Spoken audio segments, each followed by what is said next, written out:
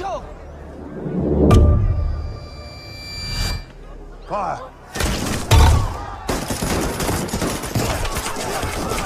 13 अप्रैल साल 1919 अमृतसर का जलियांवाला बाग मानवता को शर्मिंदा करती एक ऐसी घटना का गवाह बना जिसने हमेशा के लिए गोरे अंग्रेजों के चरित्र पर काला दाग लगा दिया। इसी दिन जनरल डायर ने हजारों मासूम निहत्थे हिंदुस्तानियों पर लगातार गोलियां चलवाई। यही नहीं, उन लोगों के भागने का तमाम रास्ते बंद कर दिए गए सिवाय मौत के।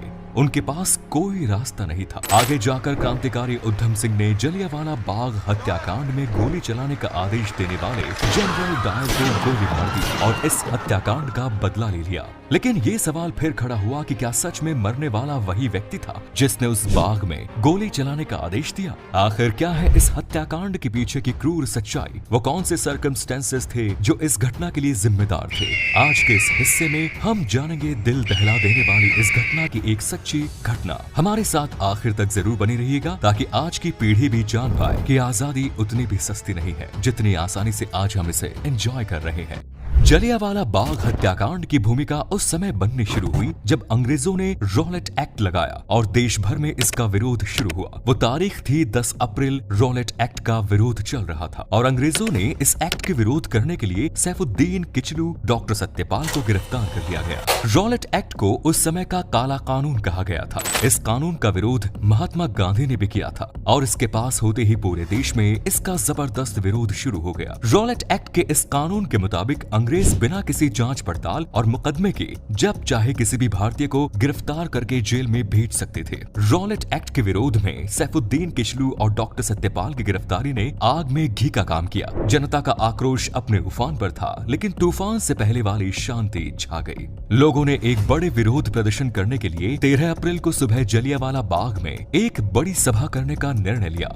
सारे के सारे लोग इकट्ठा होते, वहां पर रॉलेट एक्ट का विरोध होता और साथ ही इन दोनों की गिरफ्तारी के विरोध में स्वर मुखर हुए। जलियांवाला बाग में 13 अप्रैल को होने वाली इस रैली की खबर जनरल रेजिनाल्ड डायर को पता चल गई। 13 अप्रैल पंजाब में बैसाखी का दिन भी था। वैसे भी पंजाब में बैसाखी बड़ी ही धूमधाम से मनाई जाती थी। लोग एक तरफ बैसाखी का जश्न मना रहे थे, अपने लोगों से मिल रहे थे और दूसरी तरफ इस सभा की तैयारी चल रही थी। लेकिन जनरल डायर ने इस सभा के खिलाफ पहले से ही तैयारी कर ली थी। उसने 12 अप्रैल को ही अतिरिक्त सैनिक टुकड़ी बुलाकर अपनी तरफ से पूरी तैयारी कर ली। सुबह का वक्त था। लोग बैसाखी के त्योहार के चलते खुशियां मना रहे थे और अपनों से मेल मिलाप करने के बाद लगभग 25,000 लोग जलियांवाला बाग में आम सभा के लिए इकट्ठा हो गए। इधर जनरल डायर भी अपनी पूरी सैन्य टुकड़ी लेकर जलियांवाला बाग की तरफ चला गया। जलियांवाला बाग में भीतर जाने का एक ही रास्ता था। लोगों की शहर सभा हो चुकी थी और उन्हें मालूम भी नहीं था कि कब जनरल डायर अपनी पूरी की पूरी सैन्य टुकड़ी लेकर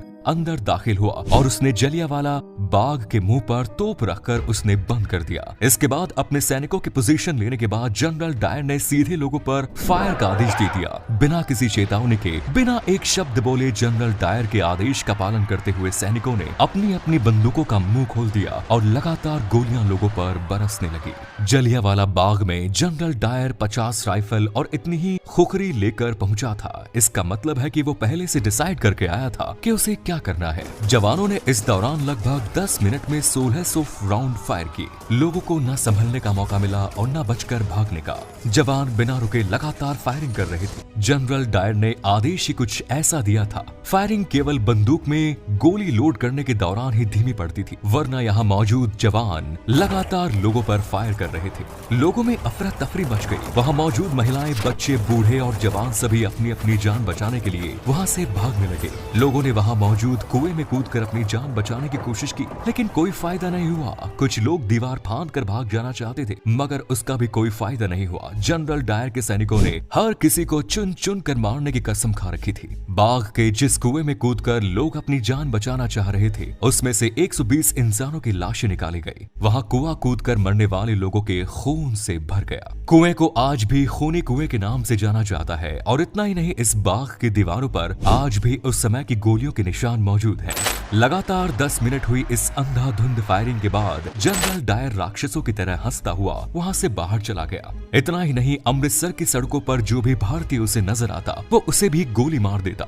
मरने वालों को अपनी तोप के पीछे रस्सी से बांधकर घसीटता हुआ ले जाया गया। इस हत्याकांड के बाद अंग्रेज सरकार ने अपने आंकड़े जारी किए। उन आंकड़ों के मुताबिक इस नरसंहार में 379 लोगों की मौत हुई, लेकिन मरने वालों की असल संख्या कुछ और ही थी। हकीकत में इस हत्याकांड में हजारों लोगों की जान गई थी। इस दिल दहला देने वाली घटना ने पूरे देश को हिलाकर रख दिया। चारों तरफ इस घटना की निंदा होने लगी और इस घटना की जांच का जिम्मा लेफ्टिनेंट माइकल ऑडवायर को दिया गया। गोली चलाने वाले जनरल डायर ने अपनी सफाई में कहा कि गोली चलाना उसकी मजबूरी बन गई थी। उसे अपने कर्तव्य का पालन किया। अगर वो गोलियां नहीं चलवाता तो वहां मौजूद भीड़ उसे ही मार देती। ये मार्शल लॉ का उल्लंघन होता।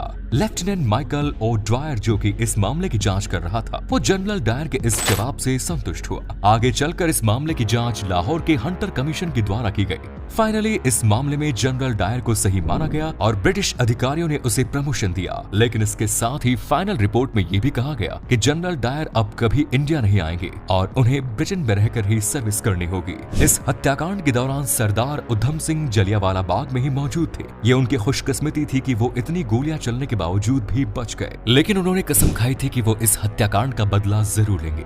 लेकिन इस हत्याकांड के मुख्य आरोपी जनरल डायर की साल 1927 में एक बीमारी के चलते मौत हो गई थी। लेकिन इस मामले की जांच करने वाला लेफ्टिनेंट माइकल ऑडवायर अभी भी जिंदा था। इधर उधम सिंह प्रतिशोध की आग में जल रहे थे। वो एक गरीब परिवार से थे। उन्होंने गदर पार्टी ज्वाइन की। उनके सिर से माता पिता का साया तो पहले ही उठ गया था, लेकिन उनका लक्ष्य तो माइकल ऑडवायर था, जो कि लंदन में था। जैसे ये जानकारी उन्हें मिली, वो लंदन जाने का जुगाड़ लगाने लगे। उन्होंने बढ़ई का काम करना शुरू किया और कुछ पैसे इकट्ठा करने लगे। पैसे इकट्ठा करके वो अमेरिका गए। अमेरिका के बाद वहां से लंदन पहुंच गए। लंदन में वो एक रेस्टोरेंट में काम करने लगे।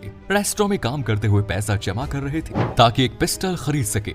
इतने सब काम करने के चक्कर में उधम सिंह को पूरे 21 साल लग गए। आखिरकार फाइनली वो समय भी आ गया जब उधम सिंह अपने लक्ष्य के करीब पहुंचे। साल 1940 में लंदन के क्रैक्सटन हॉल में ईस्ट इंडिया एसोसिएशन और रॉयल सेंट्रल एशियन सोसाइटी की मीटिंग होनी थी। इस मीटिंग में माइकल ऑडवायर भी पहुंचा था और उधम सिंह एक किताब में बंदूक रखकर ले गए थे। दरअसल किताब के पन्नों को उन्होंने बंदूक की आकृति के बीच से काट लिया था और उन्हीं के बीच में वो बंदूक छुपा कर ले गए थे। पंक्ति में सबसे आगे बैठे उधम सिंह माइकल ऑडवायर के आने का इंतजार कर रहे थे। जैसे ही माइकल ऑडवायर स्टेज पर आया, उधम सिंह ने 3 गोलियां उनके सीने में उतार दी।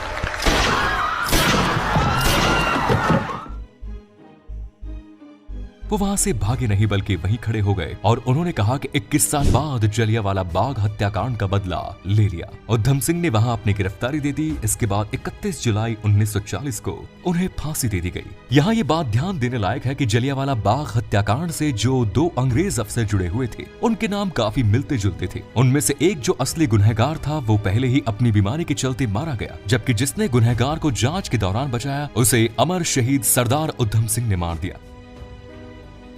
हमारी आजादी की लड़ाई में अनगिनत शहीदों ने अपने प्राणों की आहुति दी है। ये आजादी हमें बड़ी ही मुश्किल से मिली है। अब ये हमारा फर्ज है कि हम इस आजादी को हमेशा बनाए रखें। उम्मीद है ये वीडियो आपकी उम्मीदों पर खरा उतरा होगा। धन्यवाद।